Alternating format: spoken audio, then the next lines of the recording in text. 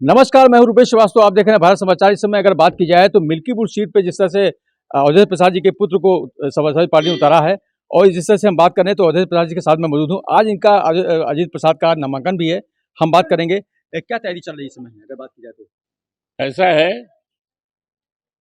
ये मिल्कीपुर विधानसभा उपचुनाव जो बहुत प्रतीक्षित, ये चुनाव पहले होना चाहिए था क्योंकि लोग देवतुल्य मतदाताओं ने, जनता जनार्दन ने हमें चुनाव जिता करके एमपी बना दिया।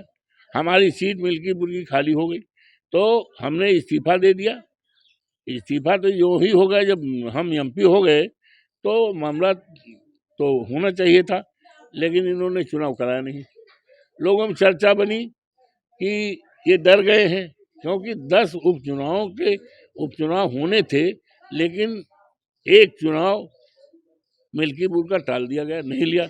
लोगों में चर्चा बनी कि भाई ये तो डर गए हैं इसलिए टाल रहे हैं, लेकिन चुनाव आयोग ने चुनाव की घोषणा कर दिया है।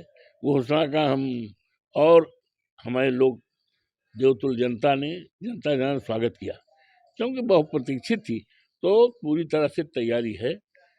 समाजवादी पार्टी इंडिया गठबंधन के सारे कार्यकर्ता एक मन एक राय होकर के उस कार्यकर्ता को, जिस कार्यकर्ता को माननीय अखिलेश यादव जी ने 2 महीना पहले पार्टी के सभी कार्यकर्ताओं से राय बात लेकर सर्वसम्मत राय से उम्मीदवार घोषित किया है अजीत प्रसाद को, तो उसका समर्थन समाजवादी पार्टी के एक एक कार्यकर्ता लगे हुए हैं। इंडिया गठबंधन के, जिसमें कांग्रेस है, सारे लोग लगे हुए हैं।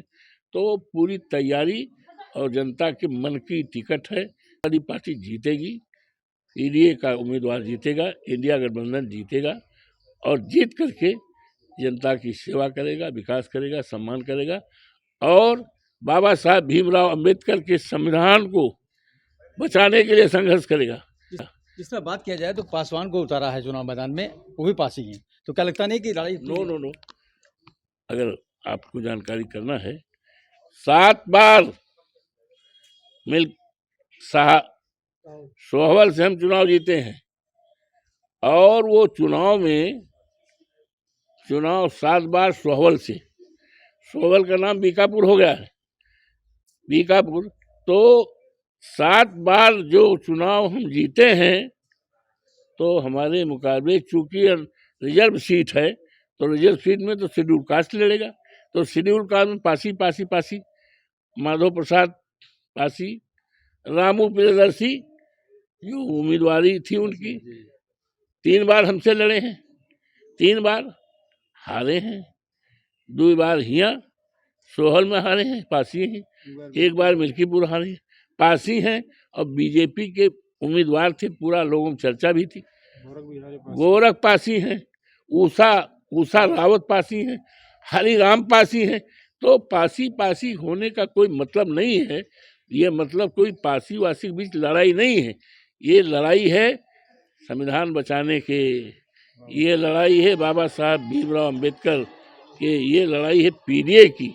तो उसमें पासी वासी नहीं, और सर्व समाज समाजवादी पार्टी के साथ है और वही मजबूती है, वही वोट डालेगी बहुत अच्छे वोट से। और जो उम्मीदवार सुनते हैं जो किया गया है, नाम तो दूसरे ही चल रहा था।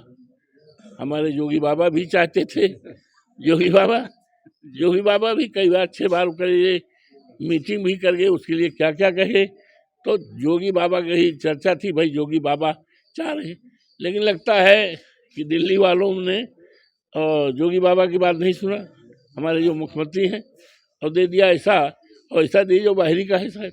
तो ये सब कोई मतलब है, यहाँ चुनाव नहीं है, एक तरफा चुनाव है। हाँ, एक तरफा चुनाव। ये थे अवधेश प्रसाद जी। इनका कहना है कि एक तरफा चुनाव है और जीत समाजवादी पार्टी की होगी। रुपेश श्रीवास्तव, भारत समाचार, अयोध्या।